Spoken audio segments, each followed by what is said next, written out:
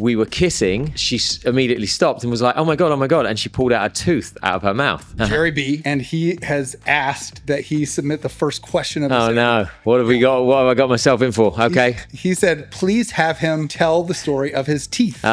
My teeth. When I was 22 years old, I was beaten into a coma. So I was on the street walking back after a night out and I was jumped by 3 guys, got pronounced dead on the scene. What? And through that, I lost my teeth, I lost my jaw, I lost my face. I had bone graft surgeries, metal plates to put back my jaw together. But the story Jerry, I think, is referring to, but this gives you some context, is I've obviously had ongoing work that I've had to have done on my teeth. You know, it's just part of the process. The bone's weak. During COVID, I was trying to date during COVID, which was very tough. And I was seeing this girl. We were on like date number 2 and she came over to my house and we ordered in Postmates because there was nothing else to do, right? We had to order takeout and we were kissing. She immediately stopped and was like, oh my God, oh my God. And she pulled out a tooth out of her mouth. And I was like, oh fuck, I'm so sorry. I'm so sorry. And I just had some stuff done and I ran into the bathroom, smiled and was like, it ain't my tooth. And I ran back so happy and was like, it ain't mine, it must be yours. And then she was like, what? And she started panicking. She came back and was like, it's not my tooth either. And then I realized it was actually my tooth, but it was nothing to do with any of the work I had done. I had a tooth here where I was playing soccer, football, and I hit the post. I dived to try and stop the ball and hit the post and it took my tooth out and it was like a bridge and the tooth had fallen out. So it